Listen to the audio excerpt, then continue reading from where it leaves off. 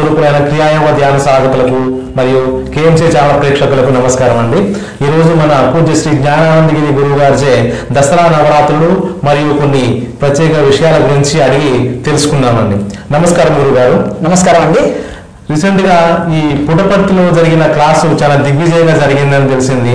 దాని గురించి మీ స్పందన ఏంటి గురువు గారు? క్లాస్ బాగా అద్భుతంగా జరిగిందని విన్నాము. ముఖ్యంగా సత్యసాయి బాబా వారి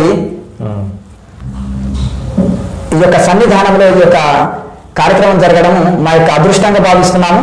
చాలా సంతోషకరం. గురువు గారు, ఎందరో కొత్త సాధకులు వచ్చి ఈ క్రియాయోగ ధ్యాన శిక్షణ తీసుకున్నారు. వారి యొక్క సందేహాలను అన్ని నివృత్తి చేసుకున్నారు. సందేహాలను తొలగించుకొని చాలా చాలా సంతోషంగా వాళ్ళు చాలా సంతోషపడ్డారు. చాలా సంతోషకరమైన విషయం. అయితే రాయలసీమలో కూడా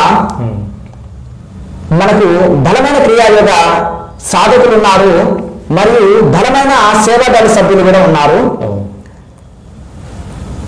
రాయలసీమ వాళ్ళు దేంట్లో అయినా గట్టిగా నిలబడతారు వాళ్ళు. అది సంతోషకరమైన విషయం. మనకు ఇక్కడ తెలంగాణ ప్రాంతంలో ఈ యొక్క గోవిందాయపల్లి క్రియాయోగ ఆశ్రమము ఇక్కడ చక్కగా బలంగా నిలబడి మంచి సర్వీసులు అందిస్తుంది.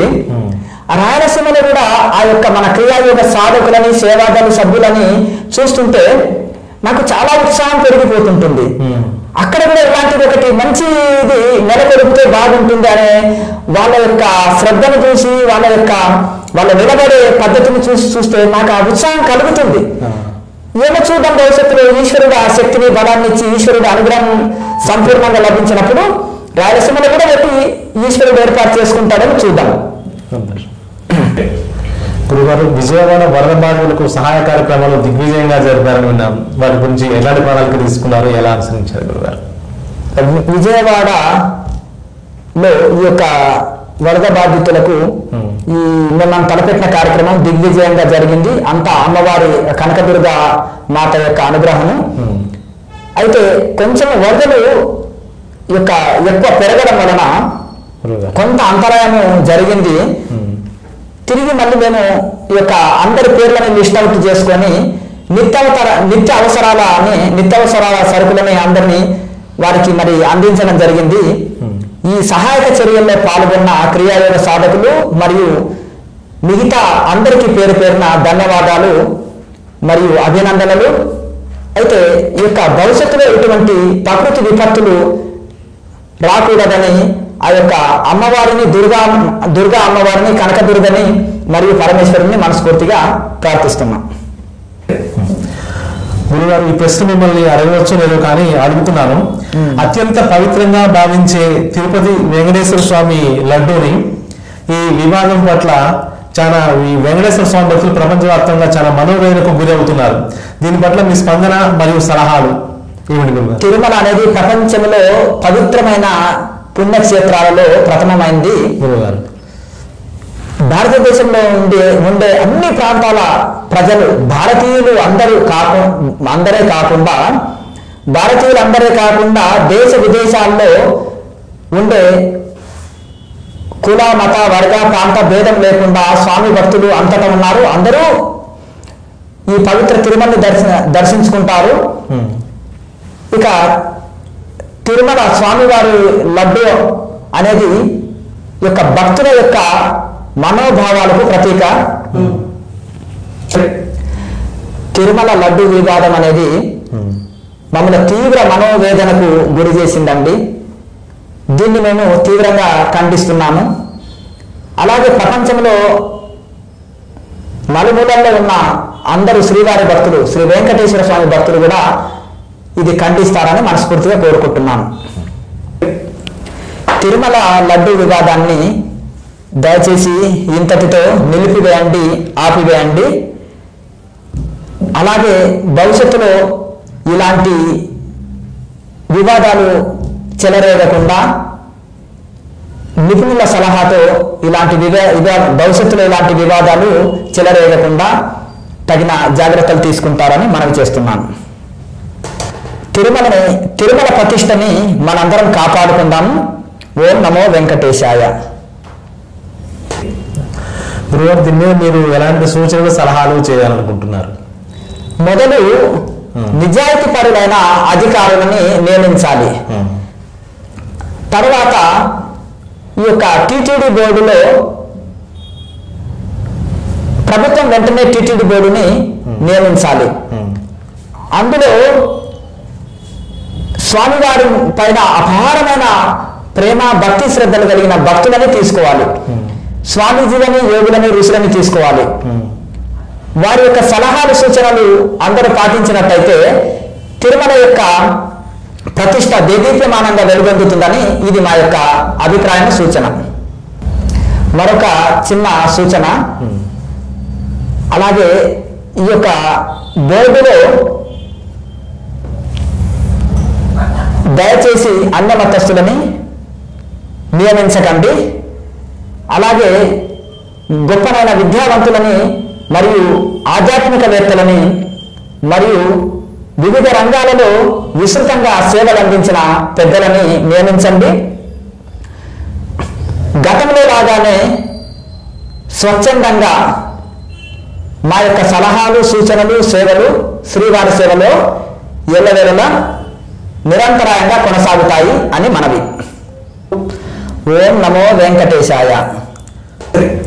గురువారు గోవిందాయపల్లి ఆశ్రమంలో తదుపరి తరగతులు ఎప్పుడు నిర్వహిస్తారు? దయచేసి గోవిందాయపల్లి ఆశ్రమంలో ఇప్పట్లో క్లాసులు లేవు. ఎందుకంటే ఇక్కడ పెద్ద ఎత్తున నిర్మాణాలు జరుగుతున్నాయి. ఈ నిర్మాణాలు కేవలము సాధకుల యొక్క అదనపు సౌకర్యార్థము నిర్మాణం జరుగుతున్నాయి. కనుక ఇంత దూరము మీరు శ్రమ కోర్చి వచ్చి మీరు ఇబ్బంది పడి మమ్మల్ని ఇబ్బంది పెట్టకండి. కనుక దయచేసి ఇప్పట్లో క్లాసులు లేవు కాబట్టి ఇంత దూరము ఎవరు రాకండి క్లాసుల కోసమని అందరికీ మనవి చేసుకుంటున్నాం. గురువారు పుట్టపర్తి క్లాసు జరిగిన తర్వాత వివిధ జిల్లాల నుంచి, రాష్ట్రాల నుంచి, ఇతర దేశాల నుంచి కూడా తదుపరి తరగతులు ఎక్కడ నిర్వహిస్తారని విపరీతమైన కాల్స్ వస్తున్నాయి. మన రీసెంట్గా అమెరికా నుంచి కూడా ఒక 10 కాల్స్ వచ్చినాయి. దానికి అంటే మీరు ఎట్లా ప్లాన్ చేస్తున్నారు, ఎక్కడ నిర్వహించబోతున్నారు గురుగారు? ప్రస్తుతం గోవిందాపల్లిలో నిర్మాణాలు జరుగుతున్నందుకు అక్కడ క్లాసులు జరగట్లేదు. దానికి చింతించవలసిన అవసరం లేదు. గతంలో కూడా మేము ఎన్నో ఇంటర్వ్యూలలో అంతటా క్లాసులు జరుపుతాము అని మేము తెలియపరచడం జరిగింది. అందులో భాగంగానే మొన్న పుట్టపర్తిలో కూడా క్లాసు నిర్వహించడం జరిగింది. ఇలాగే అన్ని దేశంలోని అన్ని రాష్ట్రాలలో, అన్ని జిల్లా కేంద్రాల్లో, అలాగే దేశ విదేశాల్లో కూడా ఈ క్లాసులు కొనసాగుతాయి. అయితే అఖండ భారతదేశం మొత్తం కూడా దీక్షలు ఇవ్వడం, క్లాసులు చేయడం, అందరికీ క్రియాయోగ వ్యాప్తి చేయడం అనేది మా యొక్క జీవిత లక్ష్యము. అందులో భాగంగానే మాకు ఇష్టమైన రాయలసీమలో అడుగుపెట్టి అక్కడ క్లాసు దిగ్విజయం చేయడం జరిగింది. మీరు చెప్పినట్టుగా విదేశాల నుంచి మాకు కూడా పర్సనల్ గా కొన్ని కాల్స్ వచ్చినాయి. ముఖ్యంగా మన యొక్క క్లాసులని ఫాలో అయ్యే అమెరికా సెనేటర్ గారి నుంచి కూడా మాకు పర్సనల్ గా కాల్ వచ్చింది. అయితే ఈ యొక్క అంటే విదేశాల్లో కూడా మన ఎన్ఆర్ఐ భక్తులు మరియు సాధకులు లక్షల సంఖ్యలో ఉన్నారు.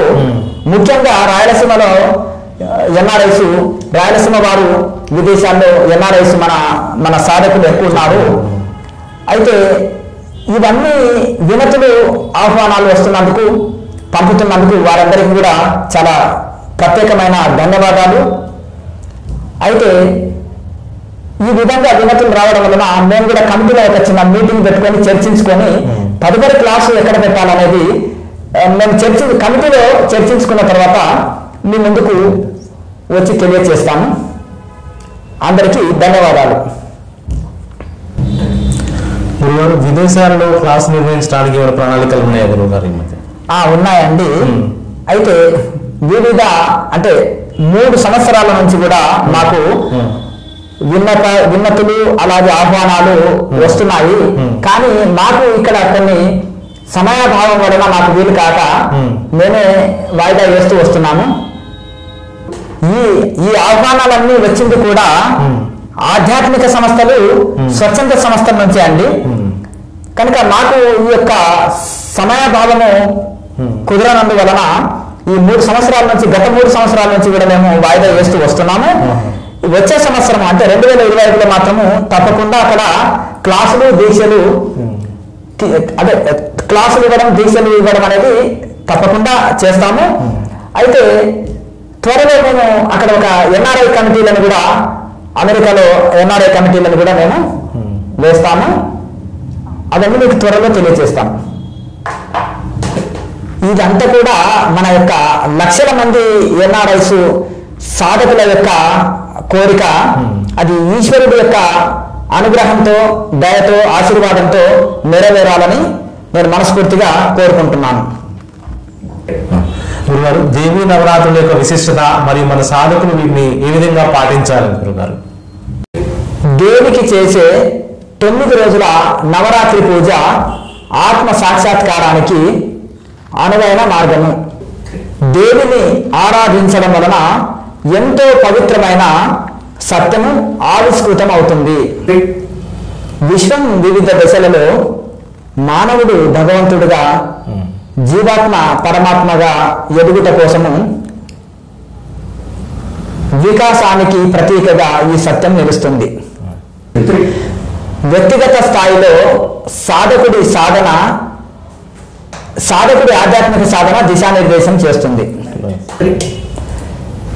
ధర్మాచరణకు సాంప్రదాయక పూజలు, హోమాలు, నోములు, వ్రతాలు, హోమాలకు దేవీ నవరాత్రులలో విశిష్టమైన స్థానం ఉంటుంది. కనుక మీరందరూ కూడా దేవీ నవరాత్రులని చిత్తశుద్ధితో, పవిత్రతతో, భక్తి శ్రద్ధలతో, భక్తి శ్రద్ధలతో దేవీ నవరాత్రులని ఆచరించండి. అమ్మవారి అనుగ్రహం సంపూర్ణంగా పొందండి, తరించండి. ఉన్నారు కదండి గురువుగారు చెప్పినటువంటి విషయాలు.